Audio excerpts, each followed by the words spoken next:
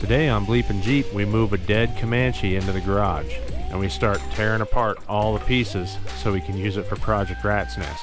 Then we drag out what's left.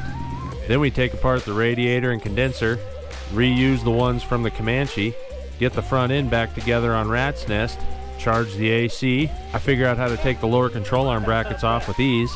We check out all the cool parts we got from Iron Rock Offroad. We clean and prep the unibody for some frame stiffeners, and we say goodbye to my old friend the Comanche. Alrighty, well, I got this other Fender.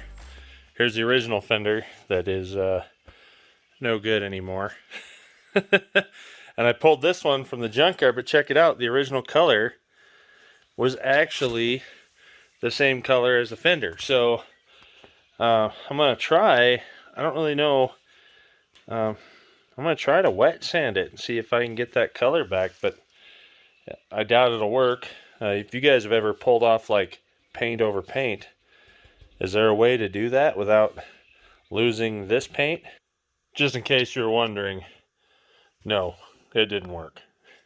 It almost started to work over here on the gold part, but it didn't work. I can't really tell how close is too close, and all it did is just put me right there in the middle. So anyway, it's worth a shot. Here is the old condenser. It is no good, obviously. That's the old radiator, and it's hard to tell in this, the way I have it sitting there on the ground, but it is bent in. Fortunately, I had put this nice 3-core radiator in the Comanche from a later model Jeep, so I'm going to clean it up, give it a quick test, make sure it's good. So in between when I originally owned the Comanche and when I got it back, somebody had taken the fans off and put in their own electric fan where they zip tied it through the radiator. Now this is something that I don't condone at all. This is really bad for your radiator. It's usually how you end up getting pinholes and wear points, especially on a rock crawler. So if you can prevent that, definitely do not put a fan on zip ties through your radiator. I'm going to try to clean up all these fins, straighten these fins out, which is just time and a pick. And then I got my new condenser right here. This is a internet special.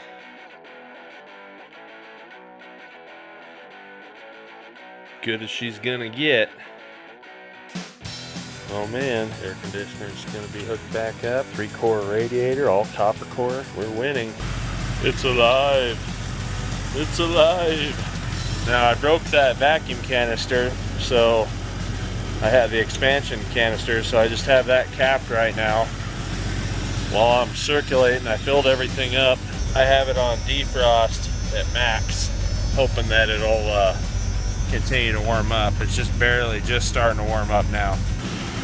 So I got a tiny little tick. I don't know if you'll be able to hear it.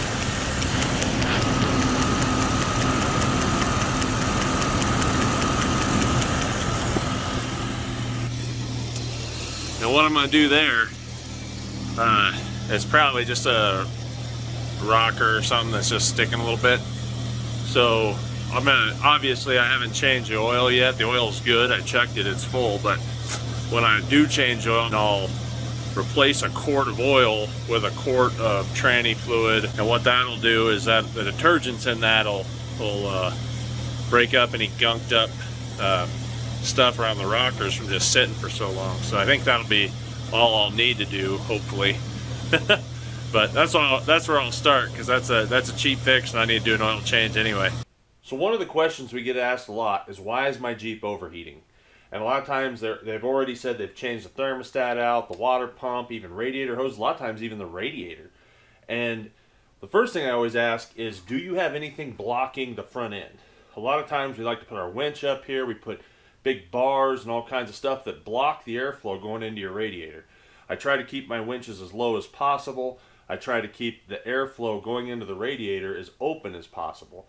But one of the things that most everybody forgets is, when you have your fan shroud and your electric fan, is your fan shroud good? A lot of times it's broke off here, or the bottom end's broke off, and what happens then is the air is not being trapped through the fan to actually get sucked through the radiator.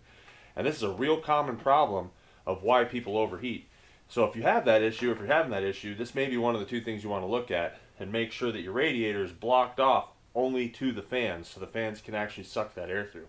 So anyway, when this Jeep got hit, the lower half of this fan shroud's completely busted off. So I picked this up off of eBay for like 15 bucks. Well worth it. Goodbye, broken stuff.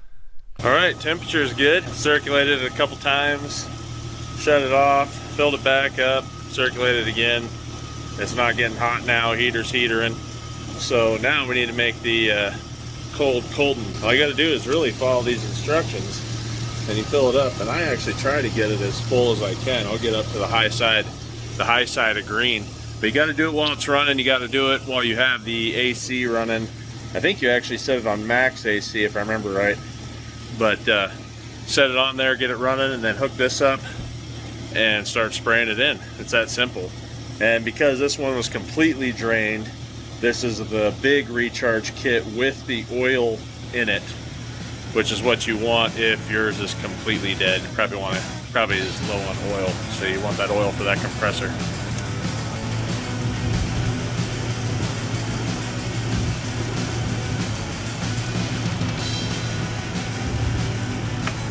Money.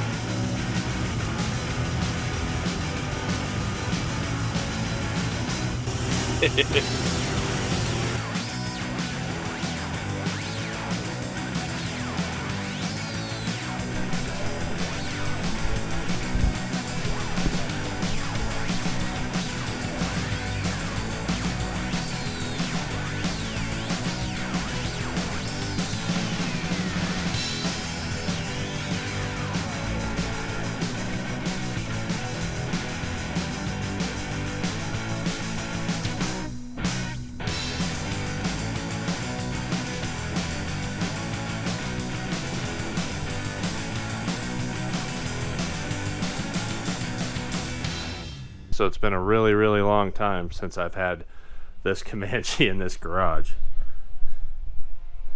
And now she's gonna help me utilize the parts for Rat's Nest. Oh, what's that? Atlas, baby. Yeah. Atlas, poor man's anti-rat bar. So if you have your top bars centered in the axle as close as possible, and then you just run a thick bar to a thin bar, or not a thin bar, but a smaller bar that can slide inside. They both need to be very thick, actually. This is like quarter wall. But thin bar, you can go straight to it without having that shackle because it's centered at the axle. So as the axle moves forward and back, it'll slide up and down. And I'm not going to do that again for all you perverts. And then as it twists, it can just twist inside of here. So just ideas for you guys that need to build one on a super budget.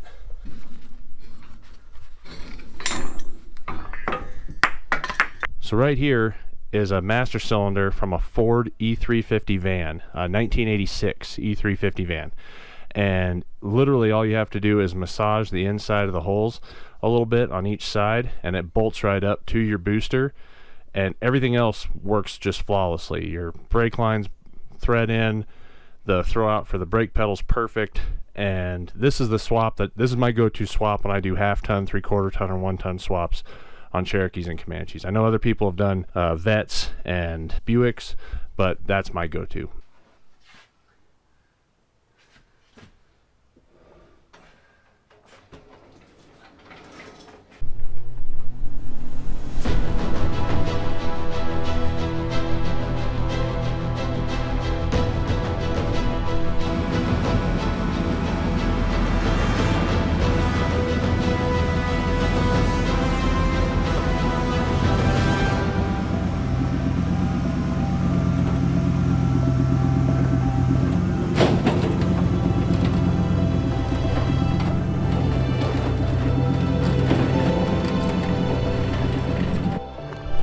Anybody need a Comanche? Got a good deal on one. What is it about doing a project and you always make a mess in your garage? Always. Always. I could be changing a tire. I'm gonna make a mess. It's just how it works.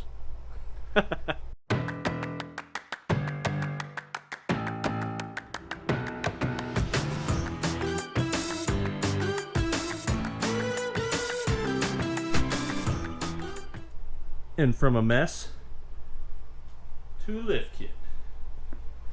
6.5 inch long arm 3-link Iron Rock Offroad. Of course, I went ahead and got the stiffeners for the front because that side had been hit, so we'll get that beefed up a little bit.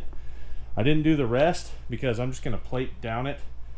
Anybody that's ever done unibody stiffeners down the entire Jeep understands why I don't want to do the entire Cherokee right now. Maybe I'll do it later. We'll see. But there it is. Looks good. Ta-da! So we're back in the shop. Took the front end off. Gonna put these bad boys on. You know what that means. Once we get the front end off, get it up on jack stands, then it's gonna be lots of grinder action. So we'll get that done, get these burned in, and I'll show you a couple other things real quick before we do that too. So when I straightened out the unibody, I actually peeled part of the unibody up, and if it was undamaged, I would just do these plates here from Iron Rock.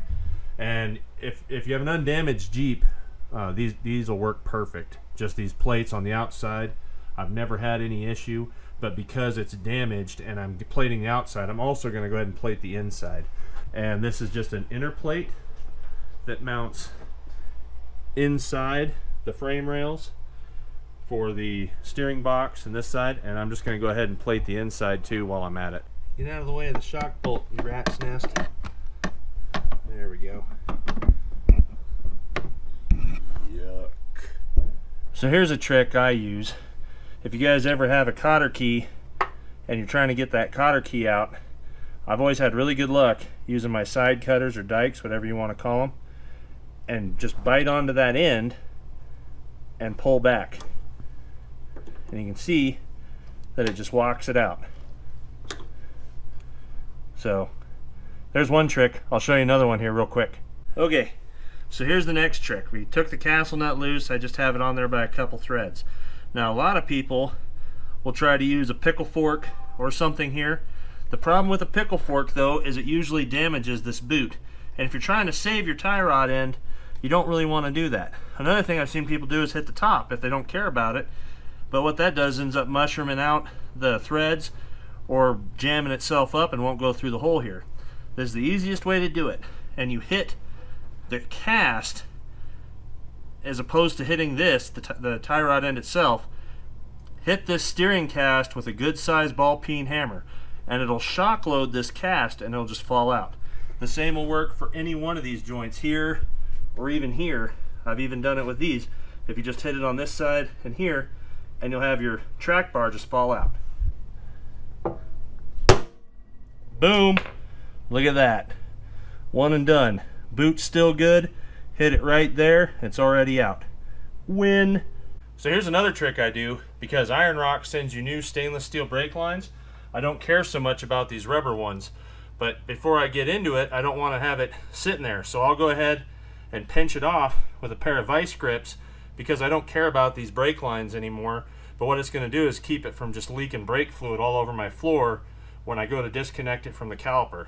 Now I wouldn't do this if I had stainless steel brake lines or if I had brake lines that I was planning on reusing. Boom. Time to cut off the lower control arm brackets. Whoop whoop. I found it to be easiest to use a Sawzall to cut it off, but you got to have a long blade. And what I do is I start here and I come across and I stay at this higher body line. I chase this. It's real easy to get sidetracked and come down this groove. I don't know if you can see that very well. I'll try to get closer. So it's real easy to try to get down that groove instead of staying up here. So if you have to paint yourself a paint mark and paint it, you want to stay right here.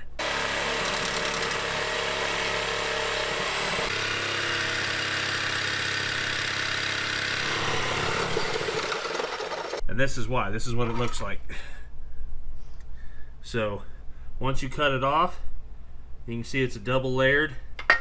And if you just stay right there, keep your Sawzall just underneath this plate. That's the easiest way I've found it.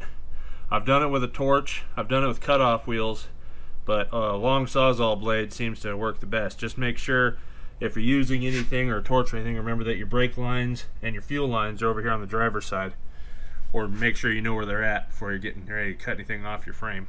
So we got the major part off. Now we still got to get this plate, and this plate off. I'm not so concerned with this one because it's not in the way. But Jeep did a great job of adding all these little spot welds in here that are almost impossible to see, on top of adding welds on the outside. So I decided to try something. Check this out. I scraped up the metal where I thought all the weld bungs were, and then I drilled them out. I'm just going to see if maybe I can take an air chisel and pop this off now. If I can't, whatever, I just want to try it. But take a good look at it, because if it works, that may be like yours. But your Cherokee will probably be totally different, and they'll probably be here, here, and here, and there.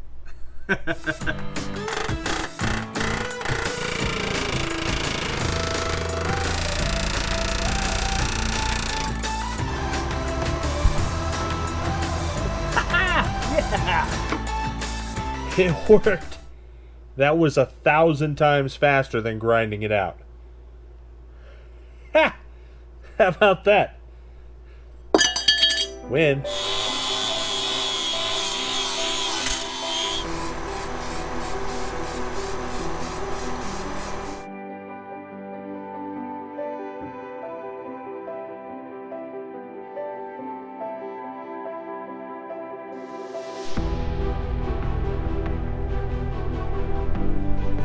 Ta-da! So now that I have everything tacked in there and held in pretty decent, I'm going to come back in, stitch weld everything, clean it up, paint it, and we're done. And now we have unibody stiffeners.